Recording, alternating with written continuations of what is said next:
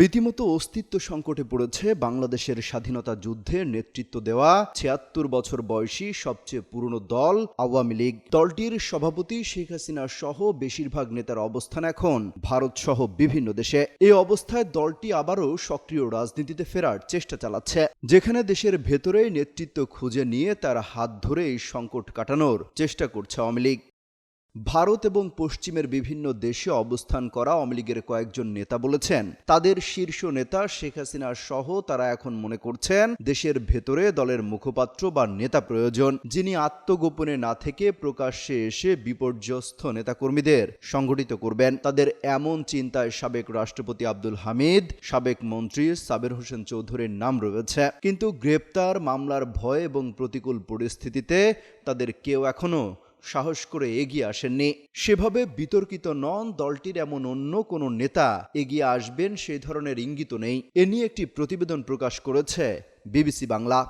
সেই প্রতিবেদনে বলা হয়, যুক্তরাষ্ট্র সহ ইউরোপে রয়েছেন এমন একাধিক নেতার বক্তব্য হচ্ছে, তাদের দল ঢাকার মুখপাত্র বা কোনো পদ দিয়ে আনুষ্ঠানিকভাবে কোনো নেতার নাম ঘোষণা করতে চাইছে না। কারণ নাম আনুষ্ঠানিকভাবে ঘোষণা করা হলেই তাকে মামলা, গ্রেপ্তারের মুখে পড়তে হতে পারে। এটি তাদের বিবেচনা নিতে হচ্ছে।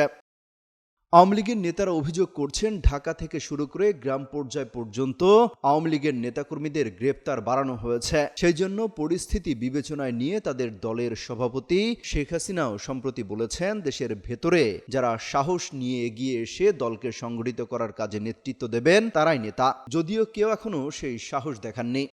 তবে রিফাইন্ড আওয়ামী লীগ কিংবা শেখ হাসিনার বিকল্প এখনো ভাবছে না দলটির নেতাকর্মীরা। ছাত্র জনতার আন্দোলনে দমন নীতি ও হত্যাকাণ্ডের জন্য দলটির নেতাকর্মীদের ক্ষমা চাওয়া কিংবা কারো অনুশোচনাটুকুও নেই। বরং দলটির নেতাকর্মীরা বিশ্বাস করে ষড়যন্ত্রের মুখে ক্ষমতাচ্যুত হয়েছে তারা। দলটির কেন্দ্রীয় নেতা ও সাবেক তথ্য প্রতিমন্ত্রী মোহাম্মদ আলী আরাফাত এখন বিদেশে অবস্থান করছেন। তিনি বলেন, তাদের সরকারের পতনের আগে এবং অন্তর্বর্তী সরকারের সময়ে সব হত্যাকাণ্ডের সুষ্ঠু তদন্ত ও বিচার চান তারা।